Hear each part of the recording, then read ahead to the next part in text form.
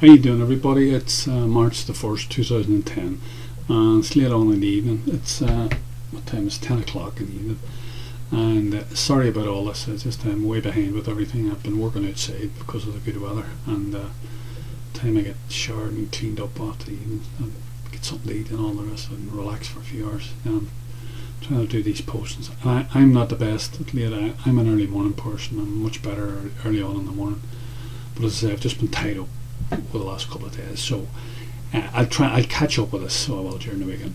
One of the days I'll do a couple of postings, do a couple of video postings.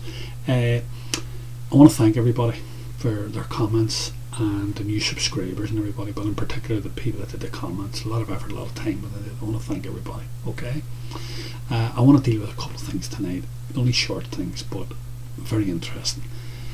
NAMA, the first one's an article from the Daily Mail, today's Daily Mail, the English rag, but I get it in odd time because some of it's hilarious, some of it's funny, and at times they don't mince words, they don't take any prisoners, so I like it from that regard. Okay, I wouldn't agree with any of its politics or anything like that, but it gives you good insight into what's going on at times. Okay, it deals with NAMA here, an article, and I'm going to put it up now.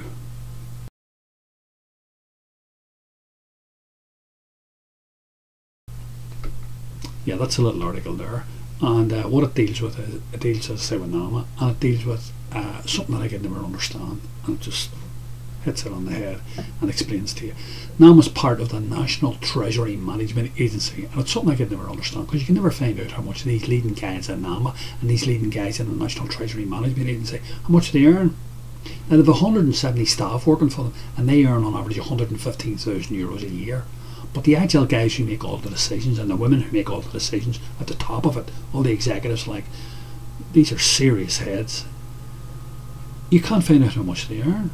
I couldn't work out. I said, how can that be? Sure, it explains to you in the article. If you wait long enough, everything's explained to you. It tells you that when the National Treasury Management Agency was born, when it was initiated by the government, the National Treasury Management Agency drew up its own legislation, drew up the parameters that govern it, and got the government to pass that through Dollar.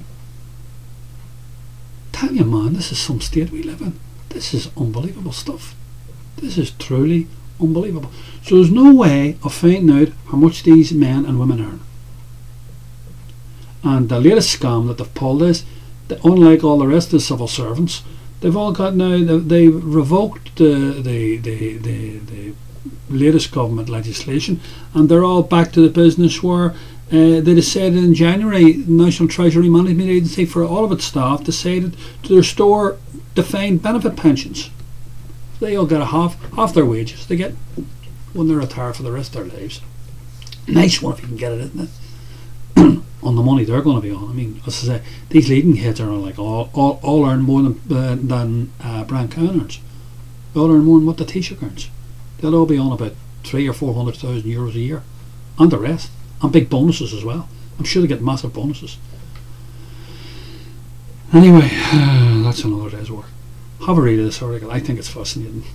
The other thing is, I want to talk about an American article, because this thing in America, I think I'm starting to get truly fascinated by it. I'm just the complexity of it and the whole, because I think they're in a really dire economic situation here in America, but it doesn't manifest itself because they're such a big and powerful.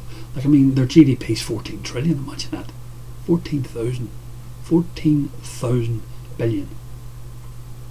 Okay, 14 million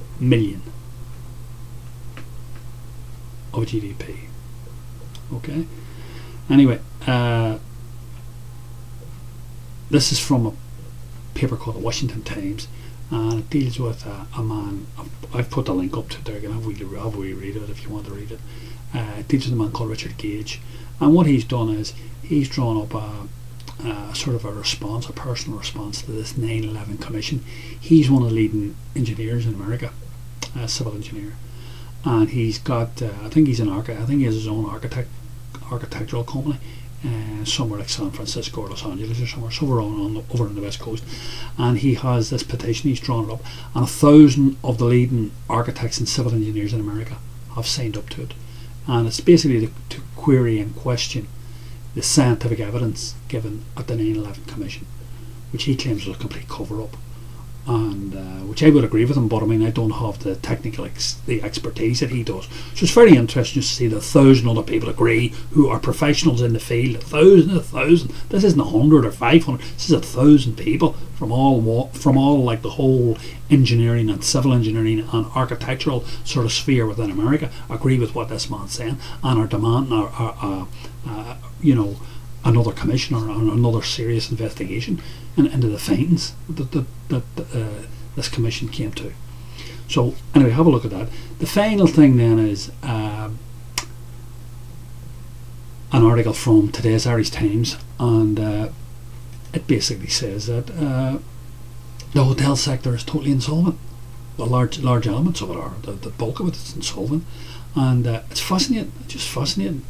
And basically, it sort of reaffirms what I've been saying all along, that what's going to happen is all these finished hotels and whatever are going to end up in NAMA, and they're going to be basically taken in by NAMA, and eventually what will happen, eventually, not now, but they're going to be flogged off cents on the dollar or cents on the euro to whoever gets a nod from the government, and that's going to be the rich Americans and the rich Europeans and the rich parties, I suppose.